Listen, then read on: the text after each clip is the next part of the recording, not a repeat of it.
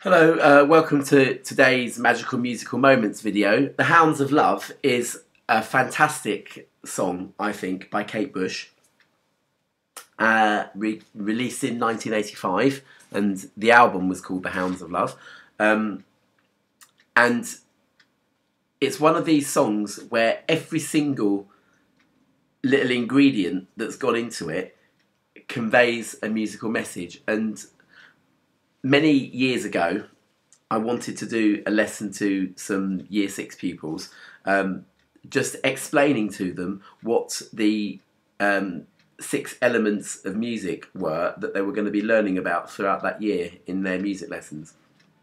And I started them off just with this little presentation about the Hounds of Love, because it was a song that even when I did it, which was about 5-6 years ago, would have been one that they might have heard before, but it wasn't an immediately sort of popular song that was going around at the time, because it was, in their parents' era, I suppose. So anyway, you'll have to forgive this presentation. It's slightly geared towards children and a lesson as such, but it is going to frame my thoughts. Okay, so I'm going to use it, or some of it anyway. Right, so that day what I wanted to do was talk about melody, pitch, timbre, texture, rhythm and duration. Okay, melody being the tune, the pitch, whether it's high or low, timbre, what kind of sound the instruments make, texture being how those sounds combine together, rhythm being related to the beat of the music, and duration, whether notes are long or short. Okay, and I wanted them to understand how those particular elements could be creatively combined in a performance such as the Kate Bush song, The Hounds of Love. And gosh, I can read as well. Isn't that amazing? What I did with these children was gave them a sheet of paper, like a bingo card, and when they understood those 6 elements, they had to write a little sentence to show that they understood it, and they could have, did that while I was sort of talking, and they had to tick them off. And if you really wish to, then you could do the same. Okay, so thinking about a creative thought process, really, if every song or piece of music, as with every other piece of art, begins with what do I want to say to my audience? What do I want them to feel like? What do I feel like when I'm singing this song, playing this piece of music?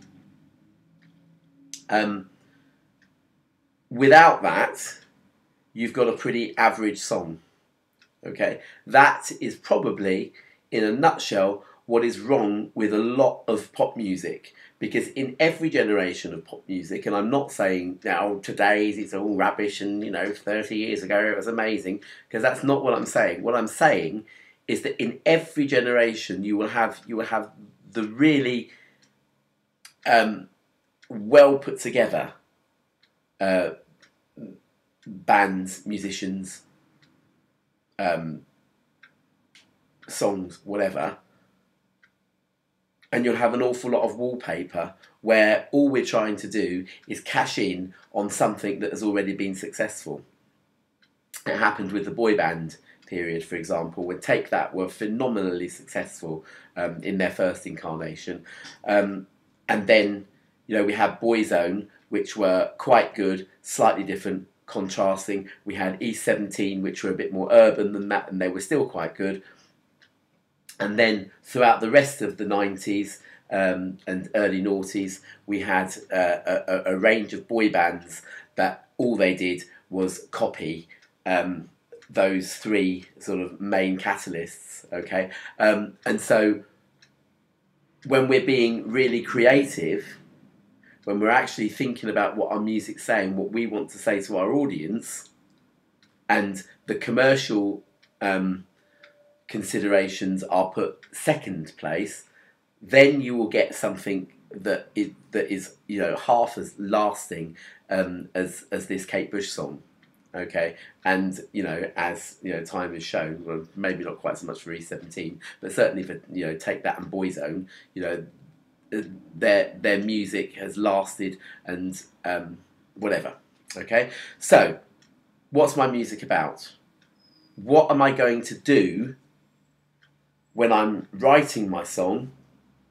And it has to start right at the beginning.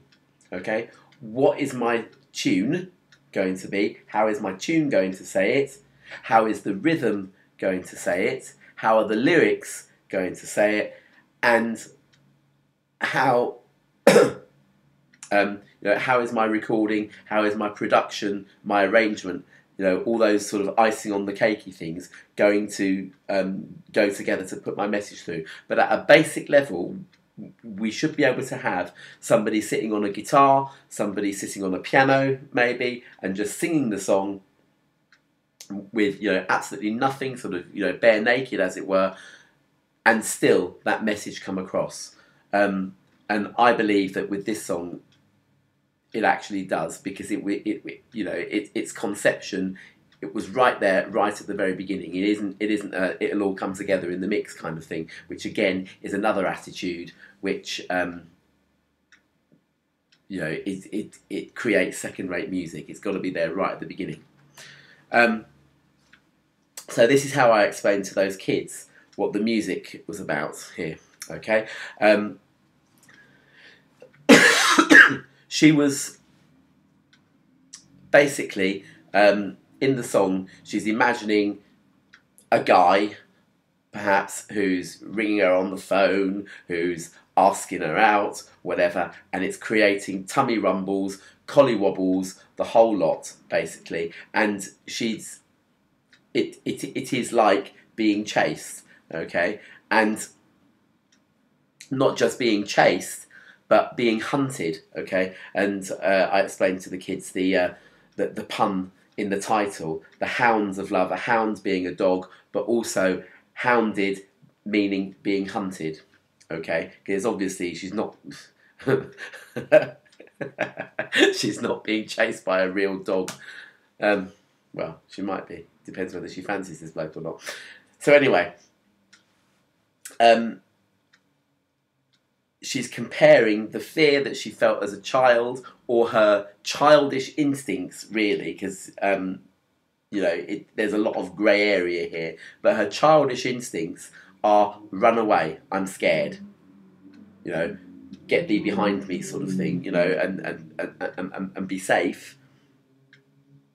But she's also acknowledging the growing up, where there are certain things that if I'm going to be happy, if I'm going to be well balanced, then I've actually got to face this thing head on, because it's actually quite nice.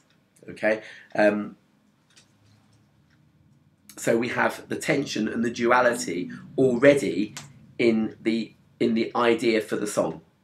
Okay, yes, all the instruments and everything else all come together and convey that in their own way, but she's got this gist, this tension straight away. And if a book or a song or a movie is going to be successful, it has to have very real tension being expressed in it. Okay, and here we're contrasting our childish and our more mature feelings, our fear and our need for safety, and our need to confront fear and find safety in the fact that we've actually confronted a fear.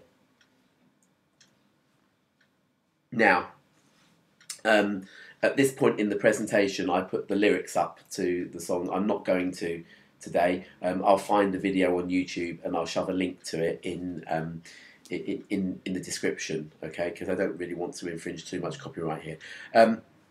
So yeah, think about, though, what instruments you can hear and how those musical elements, melody, dynamics, pitch, timbre, rhythm, tempo, and duration, I think is somewhere in there, but how how are those elements being used to convey the song's story? Okay. Okay, so the instruments that that people can hear here, probably. I mean, I'm probably not got every single one here, and it's not necessary. It's not necessary to do that. But the broad framework is that the vocals here are the main instrument here, okay, and they sing the melody, okay, the tune, the main tune of the song. If you're playing bingo here, write something that shows that you understand what melody is and give it a tick. Okay, and does Kate Bush have a high or low voice here?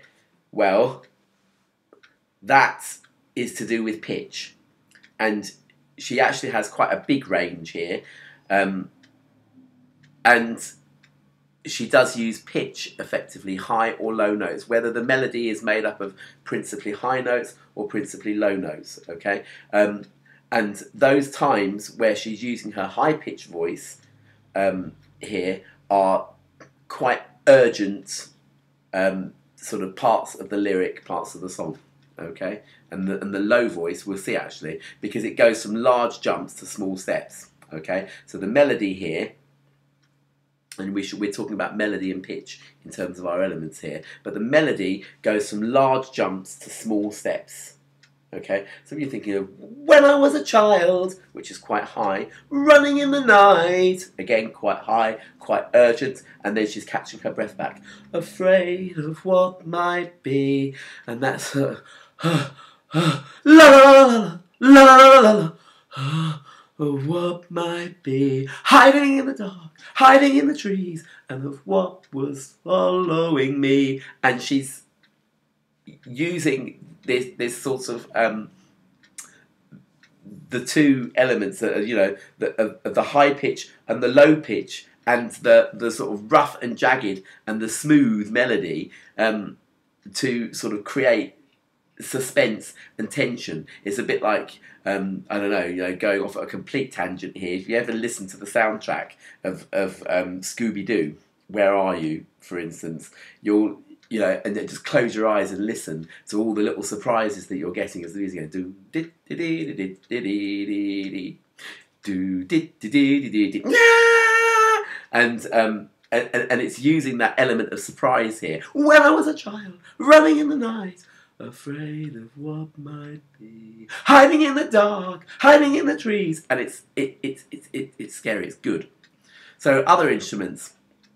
The strings play a very important part here.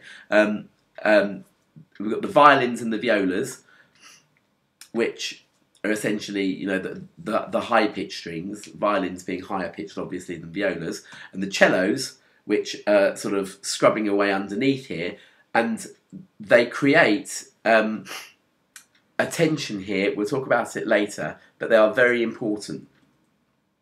And synthesizers.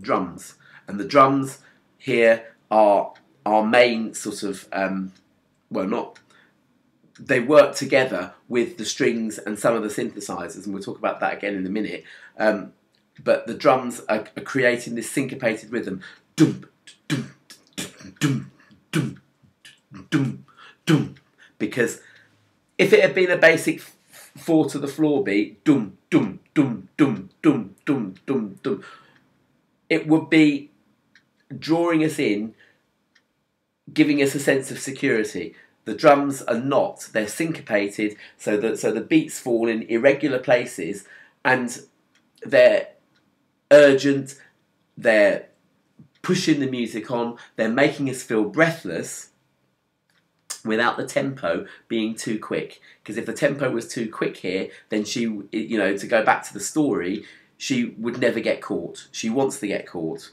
okay? So the running away is just sort of symbolic. It's sort of, you know, I can't lose face here, you know, but, you know, I do want you to catch me, okay? So, you know, the tempo is not going too quickly, but the rhythm is very urgent, okay? And the drums are helping to create that, okay?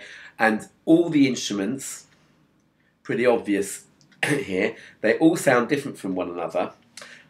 And this is called timbre. And timbre is French for a postage stamp, you know, that you stick on a letter and send the letter.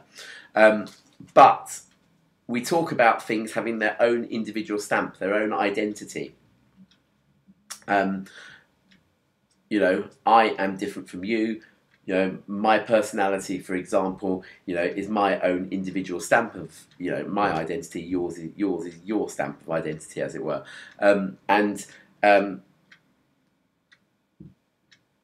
In music,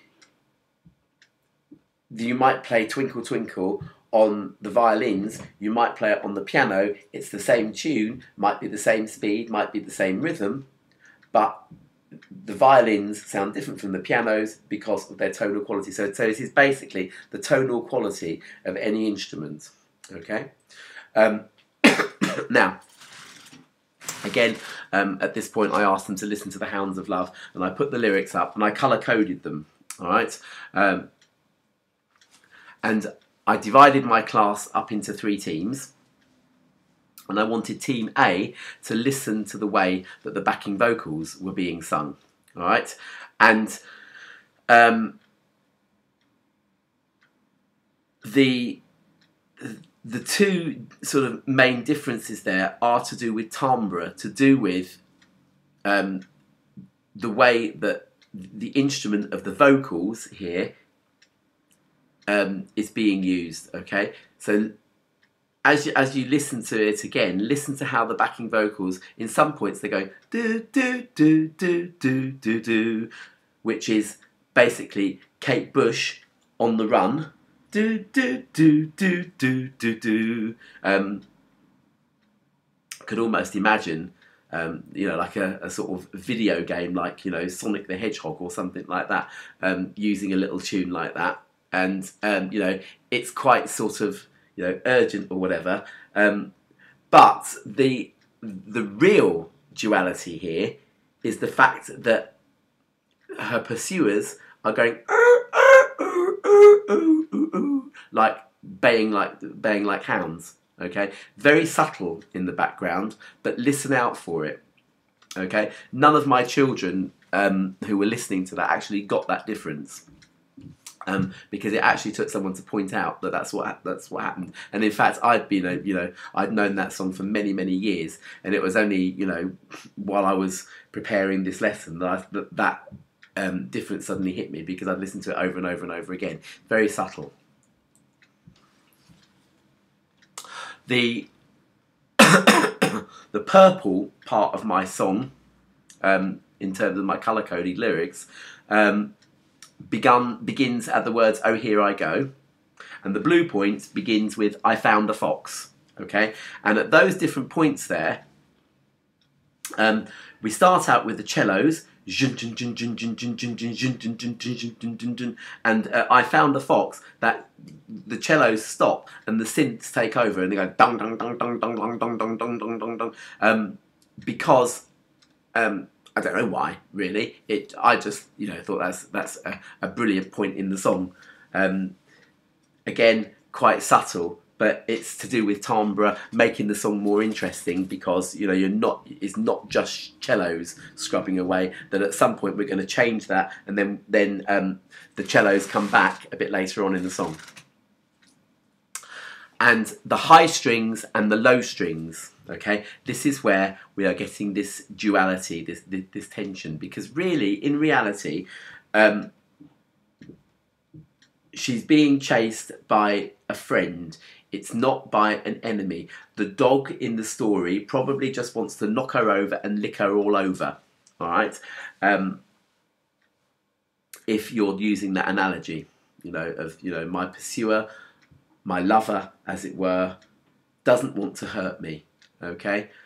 But she is running. So the low strings are the high strings are just are used in the way that you might have on a synthesizer. Anyone that's got a little keyboard will probably notice that there's an instrument called the synth pad. And a pad is basically a smooth sound, quite often played very low in the mix, but in Kate Bush's instance here, it's quite high up because we need to have this duality, this tension between the scrubbing away and then the sort of the slow moving, smooth sounds, which are creating a sense of warmth, a sense of security, a sense of loving. But here, la la la la, a sense of yearning as well. Okay, so the bottom strings are her running, and the top strings are the pursuers coming after her. But it's all nice, it's warm. But I really want you. It's yearning, it's longing, but it's also warm and inviting as well. Okay, and that really is essentially Kate Bush's song.